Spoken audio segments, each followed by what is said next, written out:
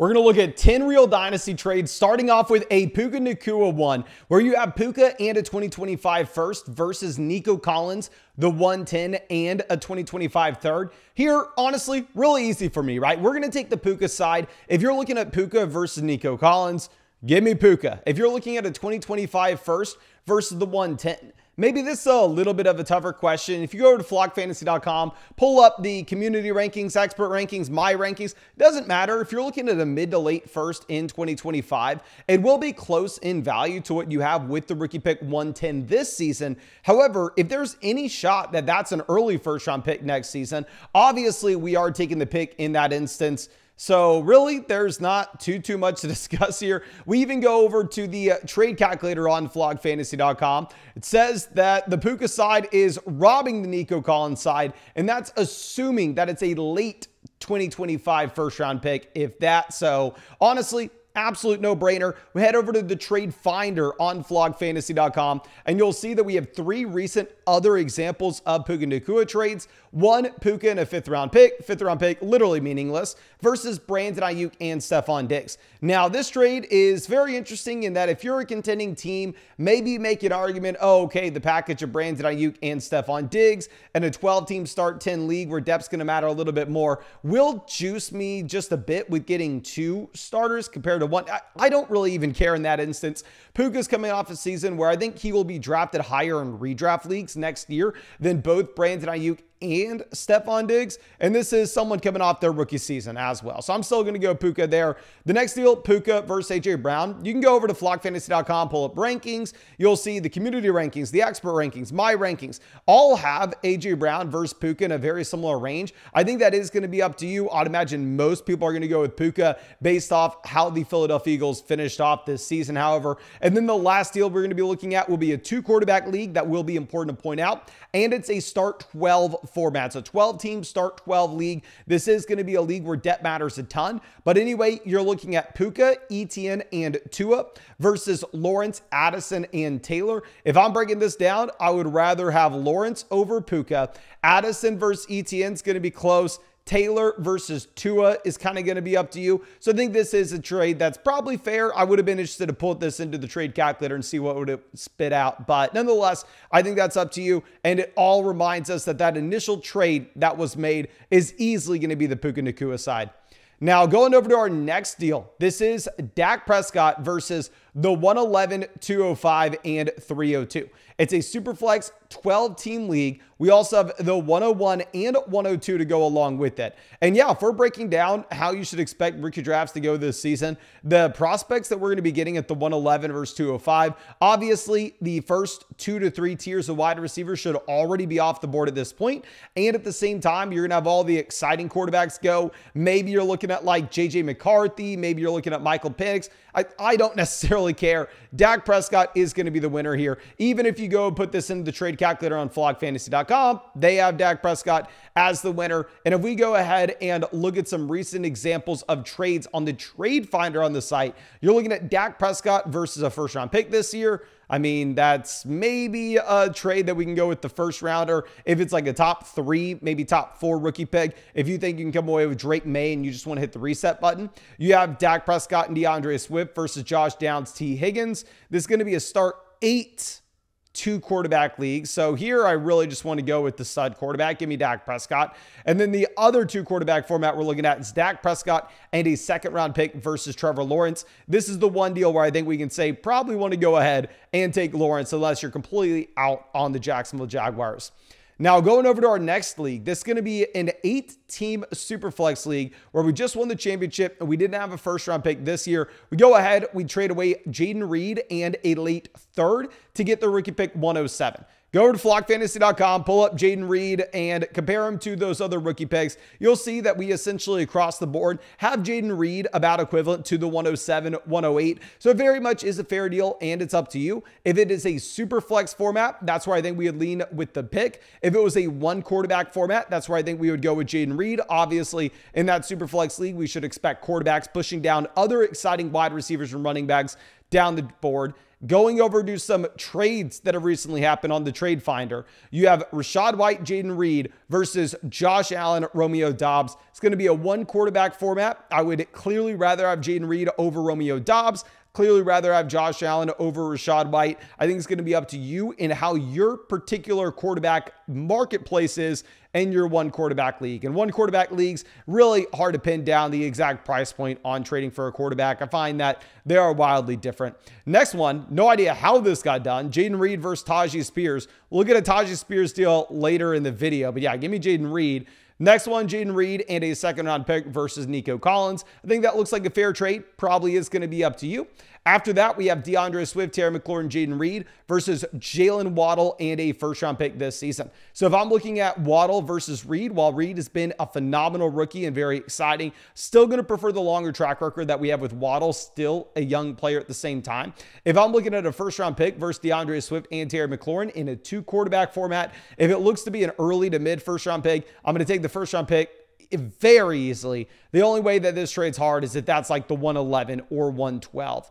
But let's move this over. And usually I get these trades from Twitter, ladies and gentlemen. I'll just tweet out, hey, if you made a Dynasty trade this week, drop it below. We'll use it in a video. But I think we're going to try to do more and more with our YouTube comment section as well. So if you've made a trade recently this week and you want it highlighted in the next video, just go ahead, drop it below in the comments. We'll be really happy to get to it. And of course, if y'all wanted to ever go check out our Dynasty trade calculator, you can actually put your exact league settings in there, which we do adjust values based off league settings, which makes our trade calculator the best that you're going to find. Also, you can check out that trade finder, check out all our rankings, the whole 9 yards on flogfantasy.com. A lot of free stuff on the site if you just want to go out there and check out some stuff first, but you can also sign up, get a bunch of exclusive content. Promo code FLOCK will get you 30% off any subscription, plus promo code FLOCK will get yours truly to break down your Dynasty Fantasy Football team in a podcast, and you'll get a 7-day free trial as well.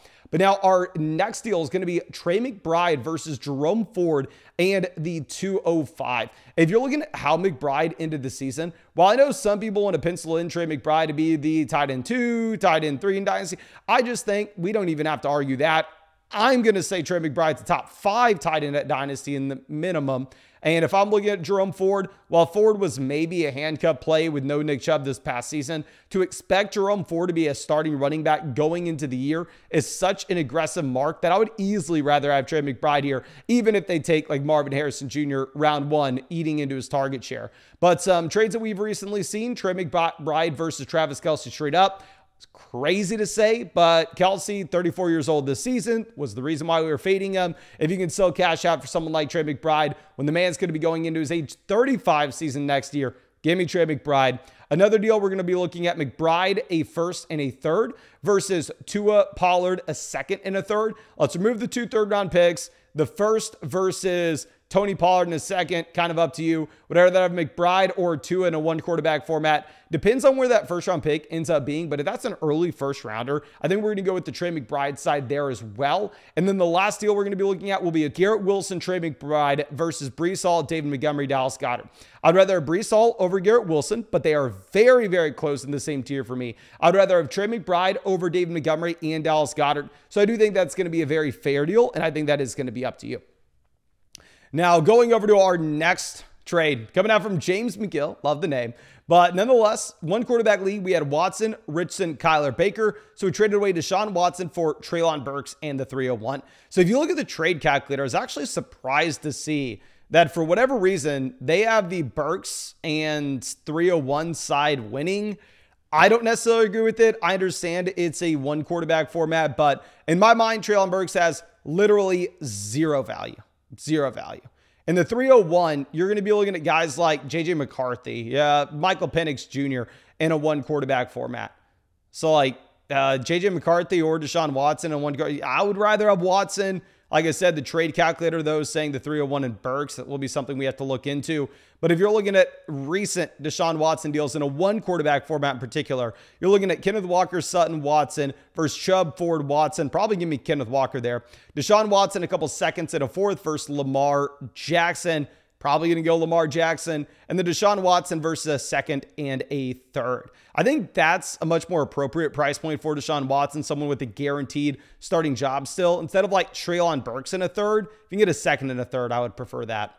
Now, going over to our next deal, we're going to be seeing one where you sent Jahan Dotson the 108 and 306 and received Rashid Rice. So specifically, if this is a one quarterback format, I'm going to go with Rashid Rice. If it is a super flex league, I think you take the 108 with the quarterbacks this year pushing down the other top wide receivers in this class. But specifically in your one quarterback format where that pick's going to be a little bit worse, give me Rice. Looking at other deals we have seen, Rice Wilson versus Olave in a first. So essentially just pricing in Rice as a first round pick. Rice in a third versus Love and a first. That's a one quarterback format. I'm probably going to go with Love in the first as long as that's the top 8 pick. And then Rashid Rice versus Dotson, the first and third, which is very funny. And I guess that's actually the trade that got dropped right here, which is hilarious. But nonetheless, our next deal we're going to be looking at will come out from Gruffy. It's a 12-team Dynasty Superflex Start 10. We sent Kupp and Jalen Warren. We received T. Higgins. I mean, if you're looking at Cooper Kupp at this point, someone that just got completely smashed by Puka, there's no way in hell he's the wide receiver one here going forward. The man's 30 years old. T. Higgins, while we don't necessarily know the situation will be in next season, just drafted in 2020, only stayed 3 years at Clemson, so still pretty damn young. While Jalen Warren was very impressive as an undrafted free agent, the pencil in Jalen Warren to be anything more than a committee back going forward would be very difficult to assume. So yeah, I'm going to go T. Higgins here relatively easily. The trade calculator agrees with us on T. Higgins. Looking at some recent T. Higgins deals with the trade finder on flogfantasy.com. You're looking at T. Higgins versus Nico Collins. Up to you. T. Higgins, Aaron Jones versus Elijah Moore and Jalen Waddle. Give me T. Higgins. T. Higgins versus Cooper Kupp, Calvin Ridley. Very similar trade here. That's why I really like this trade calculator and finder combo on flogfantasy.com, because if you're going through and sending away Kupp and Warren to get Higgins, I mean, it probably is nice to see also someone going through and trading away Kupp and Ridley for Higgins and just getting a sense overall of what the actual values are. And then Higgins in a third versus Christian Kirk as well as David Njoku. Probably going to go Higgins there as well. So maybe I'm buying T. Higgins. Now, Fantasy Joe's has traded a future first and second for Deebo Samuel, which very hard to know exactly what we should expect without knowing if this is a late or early first round pick. If it's an early first round pick, you would significantly prefer the early first round pick and second round pick versus Deebo Samuel. If it's late, it's going to be a lot closer. I would rather have the picks almost regardless though. While Deebo Samuel is for sure a bona fide stud, at the same time, to sell the future first at this point of the offseason, you are giving away all flexibility on your team. You're going through locking yourself into an asset where we always use the analogy where these 2025 first round picks, any future first, they're golds. It's the United States dollar. Anybody's going to take it, right? You can always, it doesn't matter if it's January, February, March, April, May, June, July, August, September. It doesn't matter if it's halfway through the season. There will be people willing to trade for a future first. Almost anybody is willing to trade for a future first. However, if you're looking at a veteran asset like Deebo Samuel, one, you need to find a contending team, no rebuilding teams trading for Deebo. Two, you need to find a contending team that needs a wide receiver that's going to narrow the pool down even more. And three, you need to find a contending team that needs a receiver that likes Deebo Samuel. So you're just giving away a lot of flexibility here for your team for no reason. I'm not saying it's a bad price point. I just don't necessarily like the move when it comes to making a dynasty trade in January, where I'd rather hold on to the picks, let them naturally accrue in value, and hold no risk onto the roster at all. Now, going over to some of the trades we've recently seen with Deebo Samuel, you're looking at Deebo versus Shaheed, David Njoku in a second. If I could buy Deebo at this price point, hell yes, I'm buying Deebo at this price point. Deebo and a couple late picks versus DJ Moore, probably up to you. And then Deebo, Myers, Purdy versus Jalen Hurts in a 2-quarterback format. Now, I Brock Purdy as a second-round startup pick currently in our rankings, but I still probably prefer Jalen Hurts here. I understand that Jalen Hurts is very bad, injured down the stretch, but ultimately, if you are looking at him, this is someone that has the guaranteed contract where he will be a starting quarterback for the next 3 years, regardless of what happens. Now, going over to our next deal, we're going to be looking at Tyjae Spears versus the 13th pick overall. So depends on how you break this down in the trade calculator. If you look at the rookie pick 112, it's going to say that you would way rather have the 112. If you just look at a generic early second round pick, it's going to say it's a fair trade. But going back to what we were talking about previously, if it's January and I am selling a rookie pick, I am only selling that rookie pick if I know the other person is overpaying. There's no reason for me to give someone a discount if I'm the one selling the pick, if the pick's almost going to guaranteed to rise in value, where we are the ones taking on the risk, where maybe Derrick Henry's not out of Tennessee. Maybe the Tennessee Titans go out there and they sign another veteran running back to split this backfield. I understand the thought process here. Oh, maybe Derrick Henry goes to Miami. Maybe Derrick Henry goes somewhere else outside of Tennessee, and then Tyjae Spears spikes in value. My question is, even if that happens, what is he worth? Derrick Henry goes to Miami this offseason, hypothetically. Where is Tyjae Spears valued this second that happens? Is he worth that much more than the 13th pick? Is he worth all of a sudden the 7th pick in rookie draft? No, nobody's going to be paying that price point. So I feel like you're buying the rumors at almost, I don't know. I just don't like it. Now, going over to our next deal, you're getting Puka, Dotson, a second, and 2 future thirds versus Metcalf, Najee, Judy, and a future first. So obviously, a whole lot of names here, right? I mean, Jerry Judy was a dynasty asset people were excited about. He still has name value. Najee Harris was a dynasty asset people are excited about. He still has name value. DK Metcalf is still a dynasty asset people are excited about, even though the man has had 1 season as a wide receiver 1 in his entire career and doesn't look like it's getting much better anytime soon. So if you're looking at this across the board, Puka just put up a season that was pretty much better than what any of this other side did as a rookie. And while I understand they have a whole lot of name value, the reality is, are any of DK Metcalf, Jerry Judy, Najee Harris winning your league anytime soon? Probably not, right? Probably not. So if we go over and look at what we have with the trade calculator, the trade calculator agrees that they're going to take Puka here as well, regardless of if that pick ends up being mid to late or early to mid, just because even though you have some name value with guys like Najee and Jerry Judy, the reality is they shouldn't really have much trade value at this point. But I think that's all I have for you with this video. I really hope that you enjoyed it. If you did, hit that like button, subscribe if you play fantasy football. And if you wanted to check out any of our trade calculator, trade finder, rankings, articles, extra videos, the whole 9 yards, it's all over on flogfantasy.com with a bunch of your favorite creators. Promo code FLOG, get you 30% off any subscription. Plus, yours truly will break down your Dynasty Fantasy Football team with a podcast with promo code FLOG. You find that link in the description and comment section. But I think that's all I have for you. Really do appreciate you and really hope we get to see you out with the video tomorrow.